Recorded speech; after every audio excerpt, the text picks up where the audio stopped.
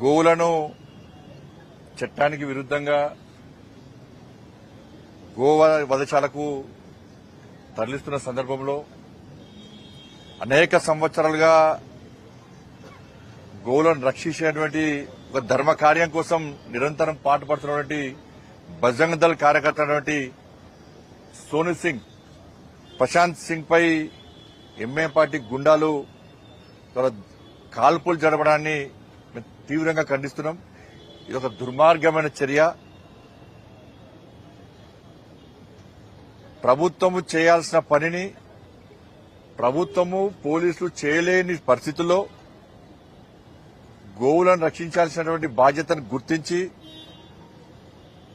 ఈ తెలంగాణ రాష్ట్రంలో అనేక సంవత్సరాలుగా బజరంగ్ దళ్ కార్యకర్తలు గోరక్షకులు గోవులను రక్షించడం ఒక బాధ్యతగా చట్టానికి లోబడి వ్యవహరిస్తా ఉన్నారు. ఇటువంటి పరిస్థితుల్లో ముఖ్యంగా భాగ్యనగర్ లో ఇది మొదటి సంఘటన కాదు. గతంలో సంజయ్ అనేటువంటి ఒక కార్యకర్త బజరంగ్ దళ్ కార్యకర్త మీద కూడా హత్యాయత్నం చేయడం జరిగింది. ఆయన కింద పడేసి కారు మీదికెళ్లి తీసుకుపోయే ప్రయత్నం చేస్తే చావు బతుకుల మధ్య ఇదే హాస్పిటల్లో కొన ఊపిరితో ఉండి ఇలా ప్రాణాల నుంచి బయటపడ్డాడు కాదు. ఇది మొదటి సంఘటన కాదు. ఇటువంటి సంఘటనలు జరుగుతూనే ఉన్నాయి. గోవధ నిషేధ చట్టం అనేది ఉంది. అది దాన్ని పాలకులు గుర్తించాలి. గోవధ నిషేధ చట్టాన్ని అమలు చేస్తే మాకు తుర్కోల ఓట్లు పోతాయని చెప్పి ఇవాళ పాలకులు భయపడుతున్నారు. ఎంఐఎం పార్టీకి వత్తాసు పలుకుతున్నారు. గతంలో బీఆర్ఎస్ పార్టీ ఇదే విధంగా ఎంఐఎంకు వత్తాసు పలికినప్పుడు ఎంఐఎం గుండాలు రెచ్చిపోయి హత్యలు, దోపిడీలు, మానభంగాలు, అనేక రకాలుగా ఆగడాలు బీఆర్ఎస్ పార్టీ పాలనలో ఎంఐఎం పార్టీ గుండాలు చేశారు.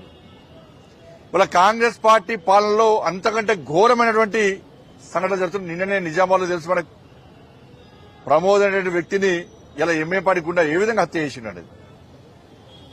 ఇది మొదటి సంఘటన కాదు. ఇది ఒకటి. ఇలా గోరక్షకులు ఎందుకు వస్తున్నారు? ఇవాళ ప్రభుత్వము చేయలేదు కాబట్టే ఇవాళ గోమాతను భారతీయులందరూ కూడా ఒక తల్లిగా, ఒక దైవంగా భావించేటువంటి సంస్కృతి భారతీయ సంస్కృతి. ప్రతి భారతీయుడి, భారతదేశంలో పుట్టిన ప్రతి ఒక్క భారతీయుడు అనుకునే వాళ్ళు గోమాతను తల్లిగా భావించాలి, దైవంగా భావించాలి. ఇస్లాంలో గోమాతను వధించుమని ఎక్కడైనా ఉన్నదా? నిజంగా మీరు భారతీయులైతే గోమాతను తల్లిగా భావించండి. లేకుంటే మీ తల్లిని కూడా మీరు నరుక్కుంటారంటే దానికి ఏం చేయలేము మేము. అటువంటి నీచపు ఆలోచన ఇస్లాంలో ఉందా చెప్పండి. బీఫ్ తింటే మజా ఉంటుందని చెప్పి ప్రసంగాలు చేసేటువంటి ఫాల్తుగాలు ఉన్నప్పుడు సమాజం గిట్టే ఉంటుంది.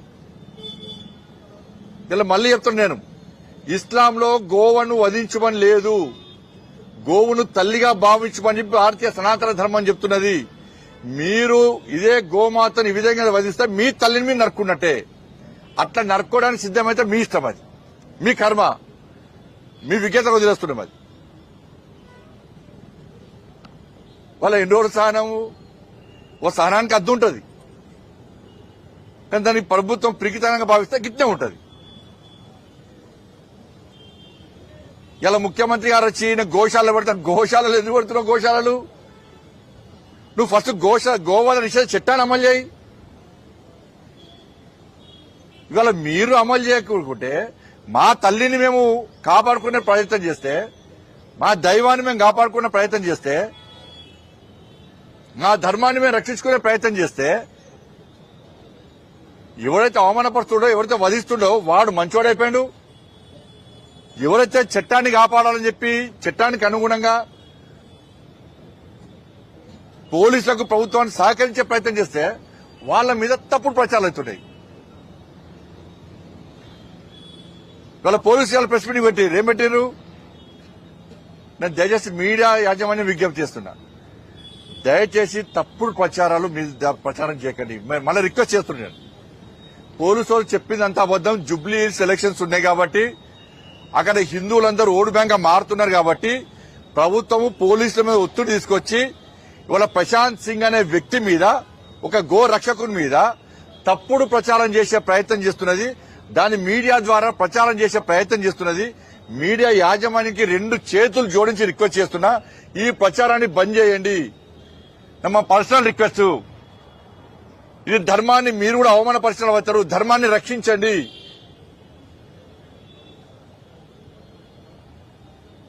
ఇలా సోను సింగ్ అనే వ్యక్తి 5 లక్షల కోసం ఆలోచించబడితే ఇలా పోలీసు వాళ్ళు అంటున్నారు, ఏమంటున్నారు? సోను సింగ్ వల్ల ₹1 కోటి నష్టం జరిగిందట ఆ ఫాల్తిగానికి. అంటే ₹1 కోటి వరకు దందా చేస్తుంటే పోలీసులు ఏం చేస్తున్నారు? ఇవాళ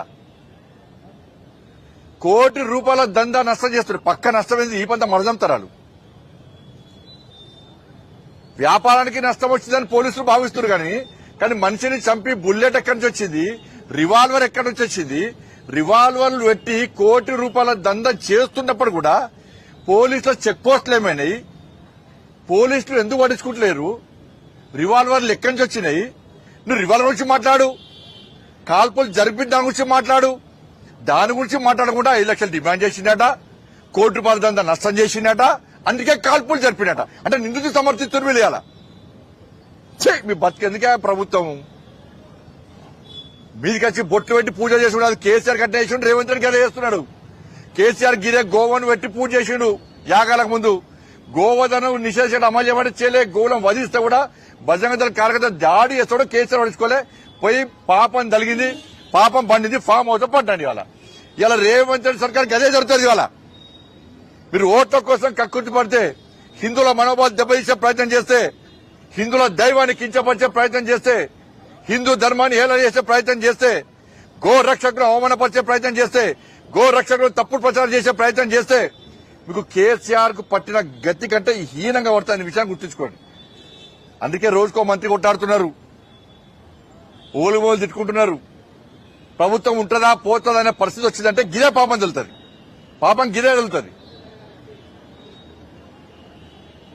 రాజకీయాలు చేసుకొని మీరు బయట చేసుకొని రాజకీయాలు తిట్టుకోరు, అదే విషయం. కానీ దైవానికి సంబంధించి ఒక గో రక్షకుడు పాపం ప్రాణాలు తెగించి కొట్టాడుతుంటే 5 లక్షల కోసం వచ్చిండు, ₹1 కోటి నష్టం చేసిండు, అయితే రివాల్వర్ని కాల్స్తారు. మేము పట్టుకున్నామంటున్నారు. మీరు పట్టుకోకుంటే మేము పట్టుకుంటాం. మీరు పట్టుకోకుంటే 24 గంటల లోపల మా వాళ్ళు పట్టుకోవడానికి రెడీ అయ్యారు. 24 గంటల లోపల మీరు పట్టుకోకుంటే పోలీసు వాళ్ళు మేము పట్టుకున్నాం 24 గంటల లోపల అనుకుంటున్నారు. మీరు ప్రశాంతంగా పట్టుకున్నారు. మా వాళ్ళు రెడీ అయ్యారు. ఎట్లా పట్టుకోవాలన్నా ఏ విధంగా గుణపాఠం చెప్పాలో మేము రెడీ అయ్యాం. మా వాళ్ళు రెడీ అయ్యారు. మేము చేతులు ముడుచుకొని కూర్చోలే. ఈ ప్రభుత్వం ఏమైనా నమ్మకం లేదు మాకు. ఇవాళ ఎంతమంది కార్యకర్తలు రోజుకుంటారు మీరు? ఎంతమంది కార్యకర్తలు దాడులు చేస్తారు? మా సహనానికి అడ్డు ఉంటుంది. సహనాన్ని పిరికితనంగా భావిస్తే ఇవాళ మీరు పట్టుకోకుంటే రేపు చూపెట్టేటోళ్ళం. మేము పట్టుకొని ఏం చేస్తామో చూపెట్టేవాళ్ళం. హోమ్ మినిస్టర్గా మారుతానండి నేను. హోమ్ మినిస్టర్ అయినా ఇంత బాధ అయితే చెప్తున్నాం అంటే ఇలా ఎంత ధర్మాన్ని ఏలనేసే విధంగా, ఒక ధర్మ రక్షకులు అవమానపరిచే విధంగా మీడియా మాధ్యమాల ద్వారా ప్రెస్ మీటింగ్ పెట్టి పోలీసులు చెప్తున్నారంటే రివాల్వర్ ఎక్కడి నుంచి వచ్చింది? పోలీసుల శాతకాంతనం వల్ల వచ్చింది. ఇంకెంతమంది రివాల్వర్ ఉన్నాయి? రివాల్వర్ గోరక్షకులకి ఇవ్వాలి మీరు పోలీస్ సెక్యూరిటీ. కానీ గోవులను వధించుకొని గోవుల పేరుతో దందా చేస్తుంది రివాల్వర్ ఉందంటే ప్రభుత్వం ఏ విధంగా పెంచి పోషిస్తున్నది, పోలీసులు ఏ విధంగా పెంచి పోషిస్తున్నారో దాని గురించి ఆలోచించండి. అలా తెలంగాణ రాష్ట్రంలో శాంతి భద్రతలు క్షీణించడానికి ఈ మధ్య జరుగుతున్న సంఘటనలే నిలువెత్తు నిదర్శనము. ఇవాళ ప్రశాంతంగా డీజీపీ గారికి వినతి పత్రం ఇద్దాం వస్తుంటే మా రాష్ట్ర అధ్యక్షుడు రామచంద్ర గౌడ్తో పాటు వందలాది మంది కార్యకర్తలు అరెస్ట్ చేసి అలా లోపడిస్తున్నారు. ఏం లేదన్న పోయిన మీకలో పోయి అటైపోయింది హిందువుల పరిస్థితి తెలంగాణ రాష్ట్రంలో. కేసీఆర్ అప్పుడు గిదే చేసిండు, రేవంత్ రెడ్డి అరెస్ట్గా గదే చేస్తున్నాడు. ఈ ప్రజలేమో మేము చెప్తే ఇన్లేదా? మీరు ఇలా ప్రజలు ఆలోచించాలి. ఇలా సమాజం, హిందూ సమాజం ఆలోచించాలి. మేము చెప్పిన విజ్ఞప్తులను మీరు విస్మరించారు కనుకనే ఇవాళ తెలంగాణ రాష్ట్రంలో గోవధ నిషేధంగా గోవధ యథేచ్ఛగా జరుగుతున్నది. ఇష్టపడదామా చెప్పండి. ఇలా మా కార్యకర్త ఇలా చావు బతుకుల మధ్య కొట్లాడుతున్నాడు. ఆయన బతుకుతాడా చస్తాడా తెలియదు. ఆయనే ఒక వాల్మీకి కుటుంబం, పేద కుటుంబం, గుడిసెలు ఉంటాడు. ఆయనే తిండికి లేదాయనకు.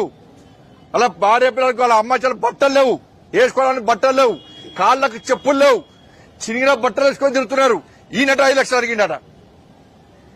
ప్రశాంత్ సింగ్ అనే వ్యక్తి ఇవాళ గోరక్షకుడు కాదు, అనేక సంవత్సరాలుగా బజరంగ దళ్ కార్యకర్తగా గోరక్ష చేస్తున్నాడు. ఎన్ని లక్షలు సంపాదించాడు మరి ప్రశాంత్ సింగ్? ఎన్ని బిల్డింగ్లు అనుకున్నాడు? ఎన్ని బట్టలు అనుకున్నాడు? బట్టలు లేకుండా, తిండి తిప్పలు లేకుండా పేద కుటుంబంలో వ్యక్తి గోరక్ష కోసం తాపత్రయంతో ఆవేదనతో బాధపడి గోరక్షణ చేస్తుంటే పోలీసు వాళ్ళు ప్రెస్ మీటింగ్ పెట్టి ఇలా గోరక్షకుని బదనాం చేసి హిందువుల మనోభావం దెబ్బతీసేందుకు పోలీస్ వ్యవస్థ వహిస్తే చాలా ఘోరం. నేను వెంటనే చెప్తున్నా ముఖ్యమంత్రి గారికి, ఎవరైతే ఇలా ప్రెస్ మీటింగ్ పెట్టి ఇష్యూని డైవర్ట్ చేసే ప్రయత్నం చేస్తారో ఆ పోలీస్ అధికారుల మీద చర్యలు తీసుకోకుంటే ఏ విధంగా ఇలా మేము చేస్తాం. మేము తమాషాలనుకుంటారేది ప్రభుత్వం ఇలా ఉంటుంది బిక్తుంది. ఈ ప్రభుత్వాలకు భయపడేటువంటి వ్యక్తులం కాదు మేము. జుబ్లీస్ ఎన్నికలు ఉన్నాయని చెప్పి హిందువులందరూ ఓటు బ్యాంక్ మారుతారని చెప్పి ఒక వర్గం ఓట్ల కోసం మీరు హిందూ సమాజాన్ని హేళన ప్రయత్నం చేస్తారా? క్షమాపణ చెప్పండి ముఖ్యమంత్రి గాని, పోలీసు వాళ్ళు క్షమాపణ, డీజీపీ వాళ్ళు క్షమాపణ చెప్పండి. అలా రివాల్వర్ పెట్టుకుని గోరక్షణ కాల్చినప్పుడు క్షమాపణ చెప్పండి. వాళ్ళ కొంచెమన్నా సిగ్గుండాలి, అక్కలు ఉండాలి, కొంచెమన్నా మాట్లాడడానికి. పోలీసులను ఒత్తిడి తీసుకొచ్చి ప్రెస్ మీటింగ్ పెట్టించే బదనాం చేస్తారా మీరు? పేద కార్యకర్త ఆయనే. ఇప్పుడు చూస్తానే మీరు ఆ పిల్లలు బట్టల్లో వాళ్ళ తల్లికి, చెప్పుల్లో పాపం వాళ్ళకు తిండికి లేదు, ఏడుస్తున్నారు వాళ్ళు వచ్చి.